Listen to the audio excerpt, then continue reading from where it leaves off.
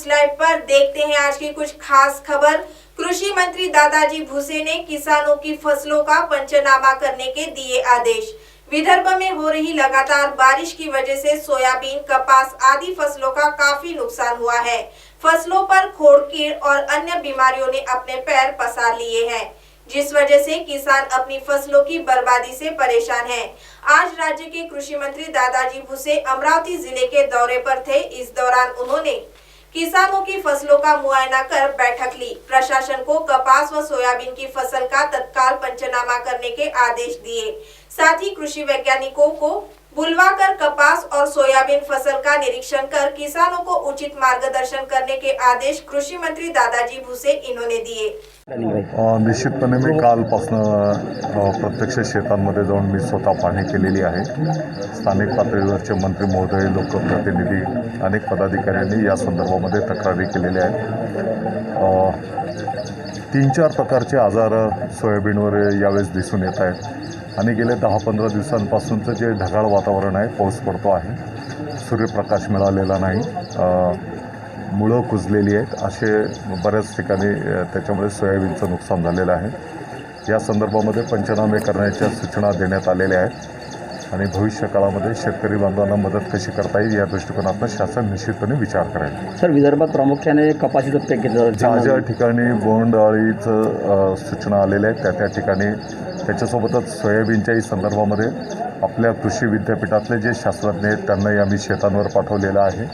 त्याचा अभ्यास करून त्याच्यावर काय उपचार करता येतील आणि या सर्व रोगांवर नियंत्रण कसं करता येईल त्याचं आम्ही काम सुरू केलं। तो वही राज्य की महिला व बाल विकास मंत्री तथा अमरावती जिले की पालक मंत्री एडवोकेट यशोमती ठाकुर ने सभी को अपने हक का घर मुहैया कराने तथा विविध आवास योजनाओं के माध्यम से गरीबों के अधिकार तथा घर के सपने को साकार करने का आश्वासन दिया।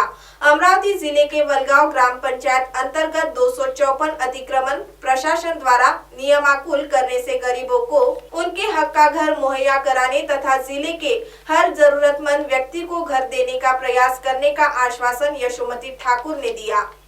आज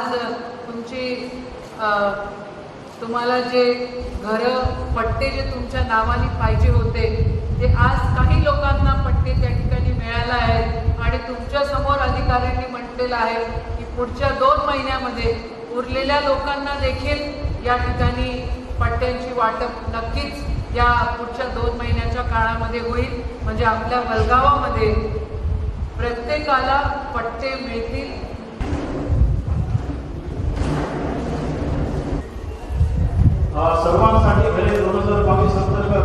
तो वही जनमत लेकर आरक्षण का फैसला लिया जाए, ऐसी मांग वंचित बहुजन आघाड़ी के राष्ट्रीय अध्यक्ष प्रकाश आंबेडकर इन्होंने सर्वोच्च न्यायालय के मुख्य न्यायाधीश से की है।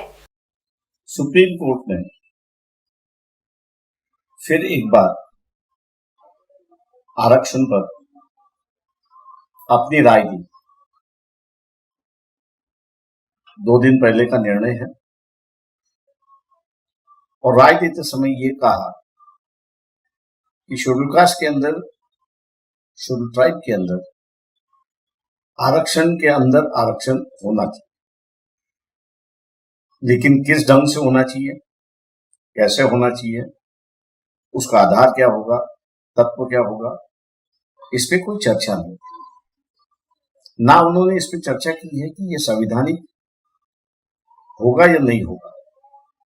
सिर्फ इतना ही कहा है चीफ जस्टिस ऑफ इंडिया से कि आप इस मामले को बड़े जज, जो 9 जज का जो बेंच होता है उसको आप रिफर करिए और उसके माध्यम से लाइए। इसी मुद्दे को लेकर आंध्र प्रदेश गवर्नमेंट ने जब ऐसे आरक्षण देने की कोशिश की थी तो सुप्रीम कोर्ट ने यह कहा था कि राज्यों को यह अधिकार नहीं है और इसलिए उन्होंने खारिज किया था।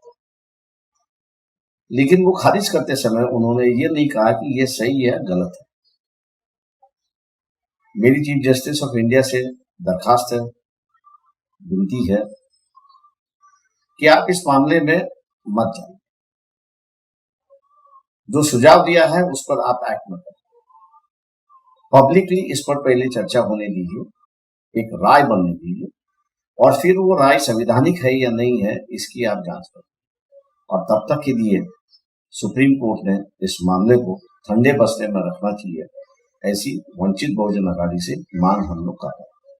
अब आप हमारे चैनल को ऐप पर भी देख सकते हैं। प्ले स्टोर में जाकर MNS हिंदी लिखें और ऐप डाउनलोड करें। साथ ही साथ आप हमारे फेसबुक पेज को भी लाइक कर सकते हैं और उन पर भी खबरें देख सकते हैं। लिंक ट्विटर, हाइक और इंस्टाग्राम पर भी आप हमारी खबरें देख सकते हैं। आप हमारे चैनल को यूट्यूब पर भी देख सकते हैं और इसे यूट्यूब पर सब्सक्राइब करना बिल्कुल भी ना भूलें। फिलहाल वक्त तो चला एक ब्रेक का। ब्रेक से लौटने के बाद देश और दुनिया की तमाम बड़ी खबरें देखने के लिए बने रहे MNS न्यूज लाइव के साथ। नमस्कार।